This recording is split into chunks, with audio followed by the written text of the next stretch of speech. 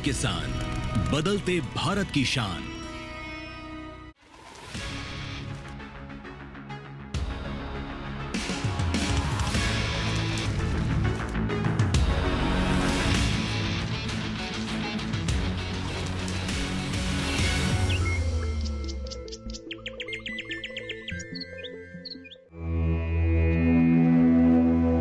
काकचेष्टा बकोध्यानम श्वान निंद्रा तथैव च अल्पहारी गृहत्यागी विद्यार्थी पंचलक्षणम। ये श्लोक बताता है कि एक विद्यार्थी को अपने लक्ष्य की प्राप्ति के लिए समर्पण, संयम, सतर्कता, एकाग्रता और परिश्रम की आवश्यकता होती है। इन गुणों के साथ विद्यार्थी अपने अध्ययन में सफल हो सकता है।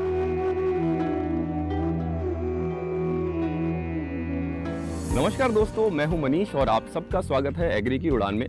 दोस्तों, इस समय हम हैं दुवासू मथुरा में और आप देख रहे हैं इस प्रोग्राम का दूसरा भाग। दोस्तों, आपने ये जाना कि ये संस्थान कैसे पशु चिकित्सा विज्ञान में निरंतर अपनी सेवाएं देता आ रहा है सन 1947 में। इस संस्थान के बारे में हम आगे भी और बहुत कुछ जानेंगे, लेकिन उससे पहले देख लेते हैं पिछले एपिसोड की कुछ झलकियां।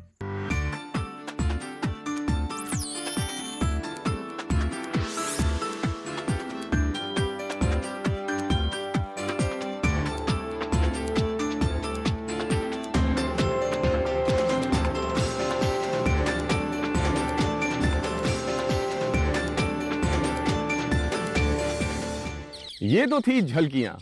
प्रोग्राम के सफर को हम थोड़ा आगे बढ़ाते हैं, आइए हमारे साथ। आज के अंक में हम पंडित दीनदयाल उपाध्याय पशु चिकित्सा विज्ञान विश्वविद्यालय के उन विभागों और लैब के बारे में जानेंगे जहां शोध कार्य और पशुओं की चिकित्सा के लिए दिन रात काम किया जा रहा है। शुरुआत करते हैं बायोकेमिस्ट्री विभाग से। साल 1948 में फिजियोलॉजी एवं बायोकेमिस्ट्री विभाग के अलग होने के बाद बायोकेमिस्ट्री विभाग अस्तित्व में आया। यहाँ कई तरह के शोध कार्य किए जा रहे हैं।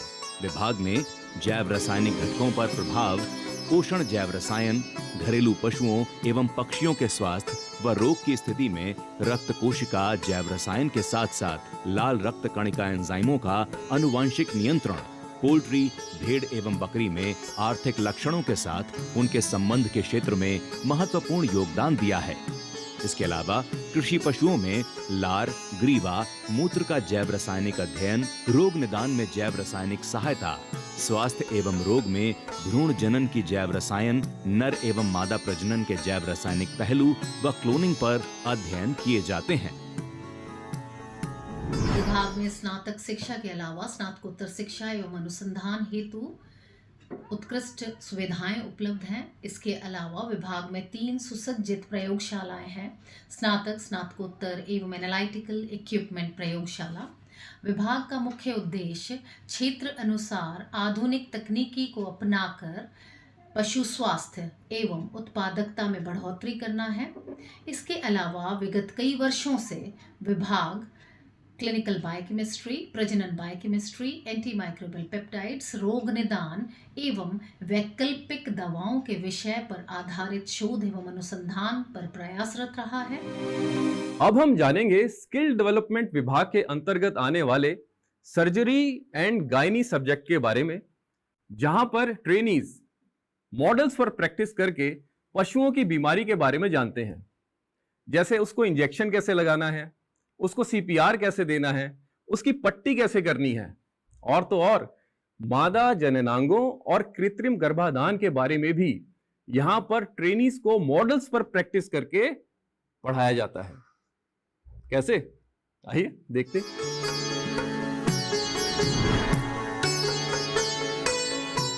ये विभाग विद्यार्थियों को शल्य चिकित्सा की सुविधा मुहैया कराता है, जिससे छात्र वास्तविक ज्ञान ले सकें और सटीक उपचार कर सकें।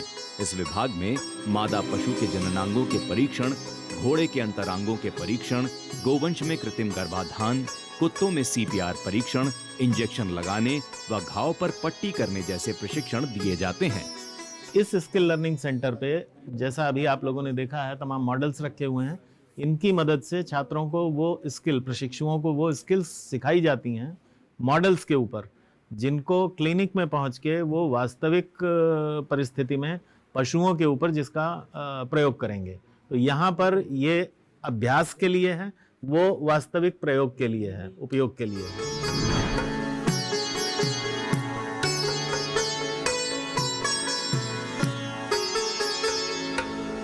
यह विभाग पशु प्रजनन से संबंधित है।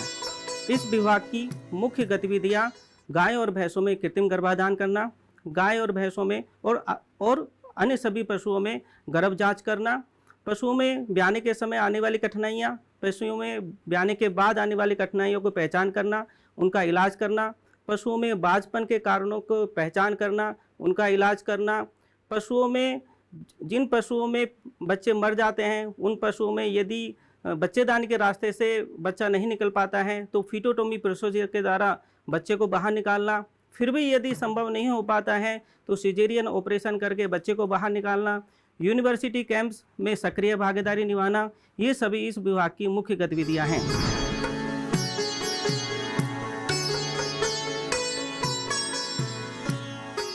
इस विभाग में प्रमुख रूप से दवाइयों के प्रभावों, टॉक्सिसिटी का अध्ययन और मूल्यांकन किया जाता है। यानी अगर कोई पशु बीमार है तो उसको वो दवाई उसकी बीमारी के अनुसार किस डोज में दी जानी चाहिए, ना कम और ना ही ज्यादा। इसी को लेकर इस विभाग में कई प्रकार के रिसर्च प्रोजेक्ट भी संचालित हैं। जानना चाहेंगे कौन से? आइए जानते हैं। ये है टॉक्सिकोलॉजी विभाग। साल 1949 में मटेरिया मेडिका विभाग, बाद में फार्माकोलॉजी और अब फार्माकोलॉजी और टॉक्सिकोलॉजी, इसकी स्थापना एक स्वतंत्र विभाग के रूप में की गई।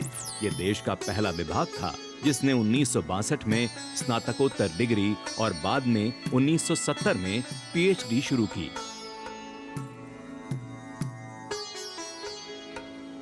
इस विभाग में स्वदेशी पौधों पर शोध किए जाते रहे हैं। कुछ पौधों को कुछ कंपनियों द्वारा फार्मास्यूटिकल फॉर्मुलेशन में शामिल किया गया।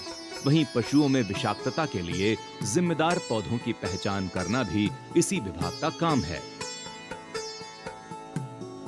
इसके साथ ही पशुओं में होने वाली कुछ बीमारियों के कारणों और उनके निदान पर भी शोध कार्य चल रहे हैं। साथ ही भेड़, बकरी, गाय और भैंस के बछड़ों और नवजात गाय के बछड़ों में ओफ्लॉक्सासिन पर डिस्पोजिशन काइनेटिक डेटा तैयार किया गया है ताकि इसका तर्कसंगत और सुरक्षित उपयोग सुनिश्चित किया जा सके। बकरियों में नेमाटोडायसिस के पूर्ण उपचार के लिए फेनबेंडाजोल की उपयुक्त खुराक पर भी प्रयासरत है। दुवासु मथुरा के अपनी सफर को अब हम यहाँ थोड़ा विराम लगाते हैं और मिलते हैं आपसे एक छोटे से ब्रेक के बाद।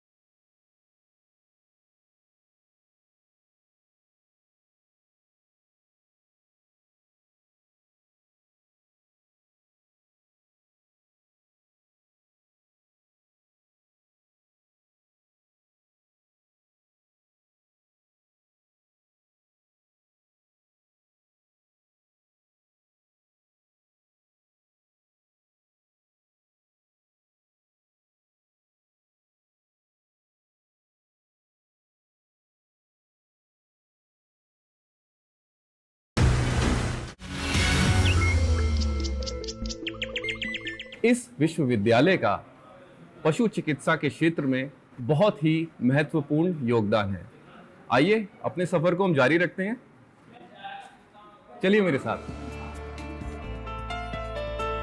भारत में भी अब पशुओं में आईवीएफ तकनीक का इस्तेमाल किया जा रहा है।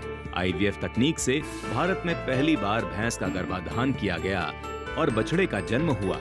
विशेषज्ञ मानते हैं कि इन तकनीकों से मादा पशु और जन्म लेने वाले बच्चों की संख्या में इजाफा किया जा रहा है।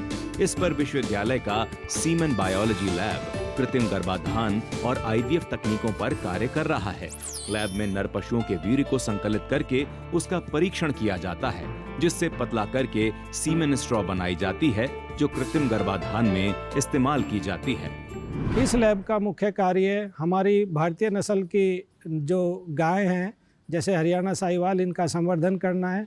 इनका सीमेन कलेक्शन किया जाता है, इवैल्यूएशन करते हैं, और जो हमारी वेटनरी क्लिनिकल कॉम्प्लेक्स जो विश्वविद्यालय में जो हॉस्पिटल है, वहाँ पे कृत्रिम गर्भाधान करने के लिए जो भी आसपास के पशु आते हैं, वहाँ पे उस सीमेन का इस्तेमाल करते हैं ब्रीड इम्प्रूवमेंट के लिए, ब्रीड संरक्षण के लिए।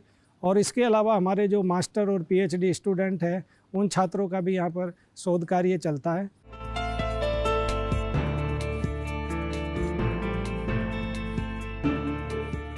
ये है बायोटेक्नोलॉजी कॉलेज, जो साल 2001 में स्थापित किया गया था। यहाँ पर जेनेटिक्स, आणविक जीव विज्ञान, जैव रसायन विज्ञान, जैव सूचना विज्ञान, सूक्ष्म जीव विज्ञान, पादप और पशु ऊतक संवर्धन और कोशिका जीव विज्ञान से संबंधित शिक्षा दी जाती है। ये छात्रों में विशेष ज्ञान विकसित करने और जैव प्रौद्योगिकी और इसके संबंध क्षेत्रों के गतिशील क्षेत्रों में बेहतरीन करियर बनाने में सहायक रहा है। साथ ही यहाँ पर कृषि और पशुपालन में उपयोगी जैव प्रौद्योगिकी तकनीकों पर शोध भी किए जाते हैं। कॉलेज समय समय पर प्रशिक्षण कार्यक्रम आयोजित करता है, जिसमें हाइड्रोपोनिक, मशरूम संवर्धन, स्पिरुलिना कल्चर, टिश्यू कल्चर शामिल हैं। इस महाविद्यालय में स्पेशली 3 तरीके के प्रोग्राम चल रहे हैं, जिसमें एक यूजी प्रोग्राम है बीटेक बायोटेक्नोलॉजी, और एक पोस्ट ग्रेजुएट प्रोग्राम जिसके अंदर 3 डिफरेंट स्ट्रीम्स हैं, MSc biotechnology, MTech biotechnology and MBSc biotechnology. एक जो है डॉक्टरल प्रोग्राम है, PhD program, that is PhD biotechnology. हमारे यहाँ के जो स्नातक के बच्चे हैं, वो यहाँ की विभिन्न प्रकार की लेबोरेटरी यानी जो प्रयोगशालाएँ हैं, उनका एक्सपोजर लेते हैं, और एक्सपोजर लेने के बाद में देश के विभिन्न प्रतिष्ठित संस्थानों जैसे कि IISER, IITs, एम्स, और उसके अलावा केंद्रीय विश्वविद्यालय, राज्य विश्वविद्यालय, और इसके साथ ही कई तरह के नेशनल इंस्टीट्यूट जैसे कि regional centre of biotechnology Faridabad, वहाँ पर कार्यरत हैं। बाढ़ जैविकी विज्ञान विभाग उतना ही पुराना है जितना पशु चिकित्सा एवं पशुपालन महाविद्यालय। स्थापना के साथ ही यहाँ पशुओं में होने वाले परजीवी रोगों की जांच व नियंत्रण से संबंधित शोध किए जाने लगे। साथ ही विश्वविद्यालय परिसर से आने वाले पशुओं के खून व गोबर के नमूनों की जांच कर रिपोर्ट तैयार करता है। वर्तमान में विभाग परजीवियों में दवाओं के विरुद्ध पैदा होने वाली प्रतिरोधकता पर शोध कर रहा है। हमारा विभाग जो है विभिन्न परजीवी रोगों की जांच एवं उनकी रोकथाम के संबंध में कार्य करता है। मैं यहाँ पर यह बताना चाहता हूँ कि हम लोगों के यहाँ पर जो तृतीय वर्ष के छात्र आते हैं, हम उनको पूरी तरीके से पारंगत करते हैं कि वो विभिन्न परजीवी और उनसे होने वाले रोगों के संबंध में जानकारी प्राप्त करें। जब वो फील्ड में जाएं, तब वो अच्छे प्रकार से पशुओं का इलाज कर सकें। जलवायु का स्थान विशेष की फसलों और पशुपालन पर सीधा असर पड़ता है। ऐसे में विश्वविद्यालय का जैव जलवायु विज्ञान लैब मौजूदा समय में आ रही समस्याओं के लिए शोध करता है, जिससे वर्तमान और भविष्य की चुनौतियों से निपटा जा सके। इसके लिए पशुधन की विभिन्न नस्लों की अनुकूलनशीलता का अध्ययन करना और किसी विशेष कृषि जलवायु क्षेत्र के लिए पसंद की नस्ल की सिफारिश करना, पशुधन से गैस उत्सर्जन, मीथेन, कार्बन डाइऑक्साइड और ऑक्सीजन की मात्रा का पता लगाने और मीथेन उत्सर्जन को कम करने के उपायों की सिफारिश करना शामिल है। वर्तमान में हमारे विभाग में अंडर ग्रेजुएट लेबोरेटरी है, पोस्ट ग्रेजुएट लेबोरेटरी है, और इसके अलावा कुछ स्पेशलाइज्ड लेबोरेटरीज हैं। जैसे हमारे पास एक एनवायरमेंटल फिजियोलॉजी लेबोरेटरी है। ये विभाग बहुत समय से, इस शरीर क्रिया विज्ञान विभाग जो है वो बहुत समय से शरीर क्रिया के क्षेत्र में अपना योगदान देता आया है। पंडित दीनदयाल उपाध्याय पशु चिकित्सा विज्ञान विश्वविद्यालय एवं गौ अनुसंधान संस्थान मथुरा के अपने इस सफर को हम आगे भी जारी रखेंगे। मिलते हैं उस पार एक छोटे से ब्रेक के बाद।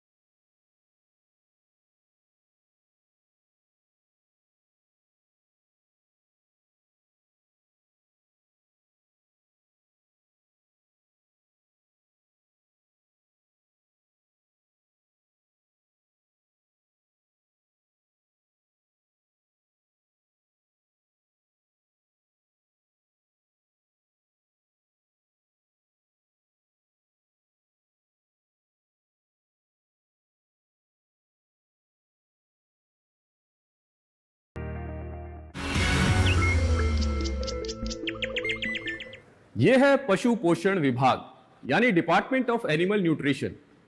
इस विभाग का प्रमुख कार्य है कि पशुओं को संतुलित आहार कैसे मुहैया कराया जा सके ताकि उनसे से ज्यादा उत्पादन लिया जा सके।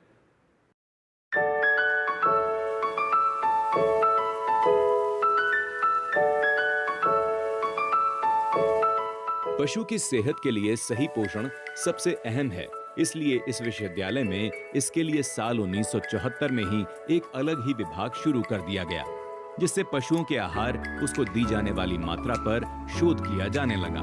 वर्तमान में विभाग विभिन्न श्रेणियों के पशुधन और मुर्गी पालन के लिए हैं उनको भी पहचानने की और आकलन करने की यहाँ पे जानकारी दी जाती है। ये लैब जो है पशु पोषण विभाग की एक सप्लीमेंट्री यूनिट है जो कि हमें राष्ट्रीय कृषि विकास योजना के अंतर्गत प्राप्त फंड से ये प्राप्त हुई है और जिसका एस्टैब्लिशमेंट हमने रिसेंटली यहाँ पे किया है।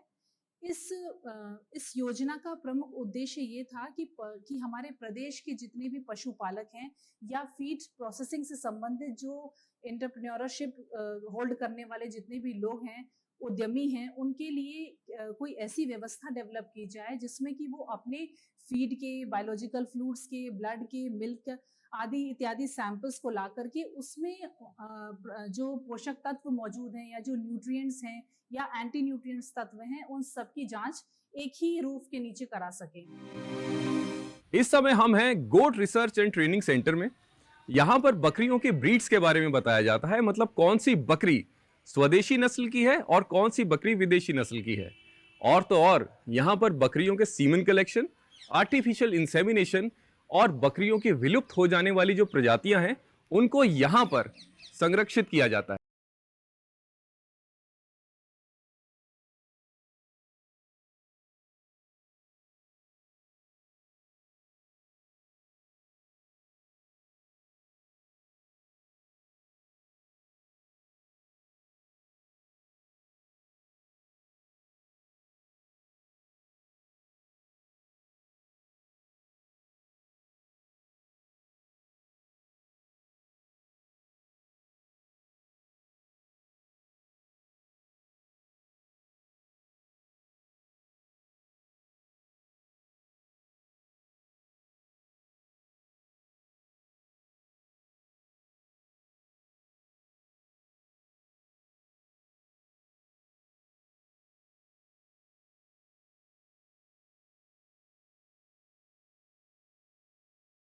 कैंपस का उद्देश्य है वो है फार्मर फ्रेंडली टेक्नोलॉजीज़ को डेवलप करना और जो एग्जिस्टिंग टेक्नोलॉजीज़ हैं उनको फार्मर के अनुरूप तैयार करना और फिर फार्मर्स तक पहुंचाना।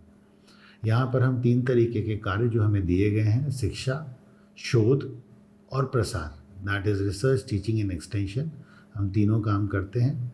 As far as teaching is concern, जितने यूजी के बच्चे हैं, पैरावेट्स के बच्चे हैं, वो अपनी यूजी क्लासेस में जो उनके कोर्स होते हैं रिलेटेड टू गोट हस्बेंड्री वो यहाँ पर सिखाए जाते हैं।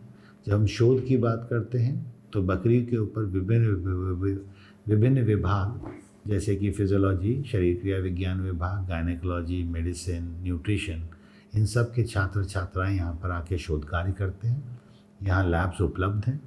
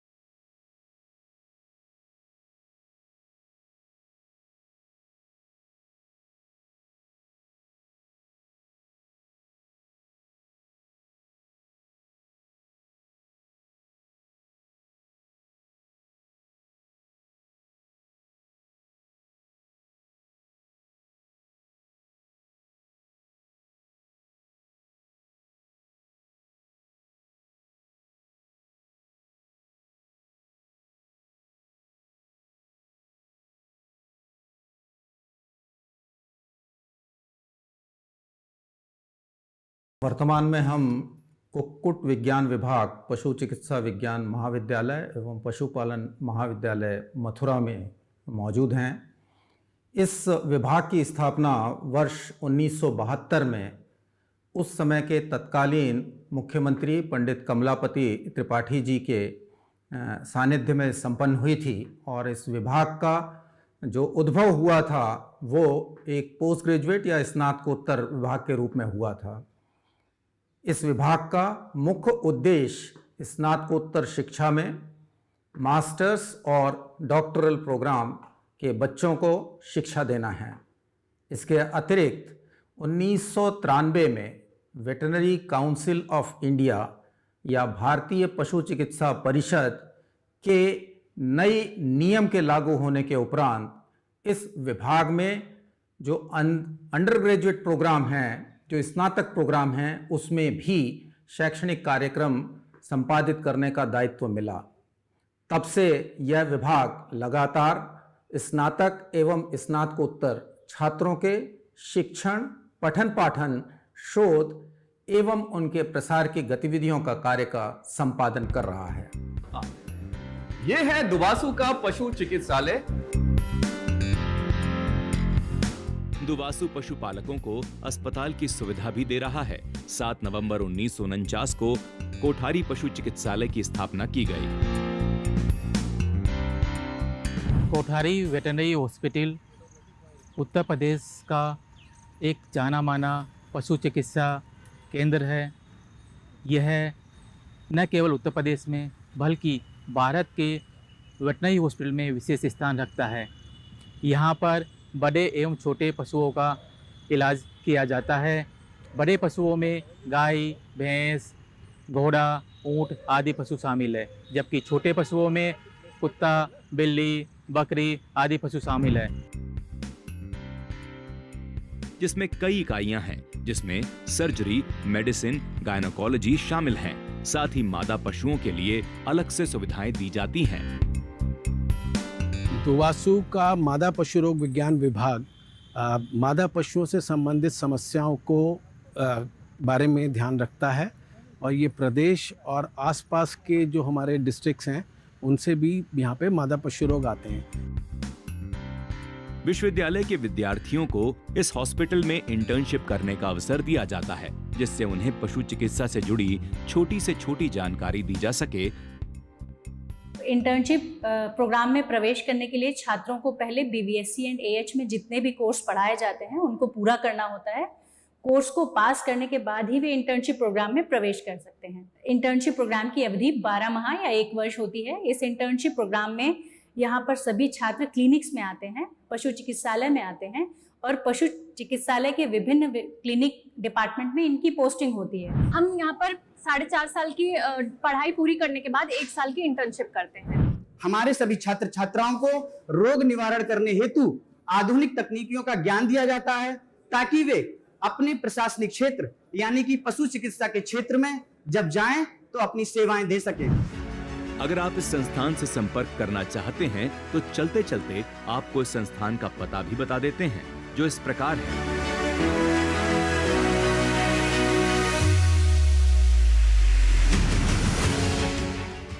आप भी अपनी प्रतिक्रिया हमें दे सकते हैं, कार्यक्रम के बारे में बता सकते हैं। आप हमें मेल कर सकते हैं। हमारी ईमेल आईडी है agrikiudan.ddkisan@gmail.com। दुवासू मथुरा का हमारा ये सफर आज यहीं समाप्त होता है। इस प्रोग्राम में हमने ये जाना कि कैसे ये संस्थान पशु कल्याण में नए नए कीर्तिमान स्थापित करता जा रहा है, और साथ ही हमने ये भी जाना कि किसानों के लिए, पशुपालकों के लिए और इस पूरे समाज के लिए इस संस्थान का बहुत ही महत्वपूर्ण योगदान रहा है। तो अब हमें दीजिए इजाज़त। अगले एपिसोड में आपसे मिलेंगे एक नए संस्थान में। तब तक आप देखते रहिए एग्री की उड़ान। Welcome to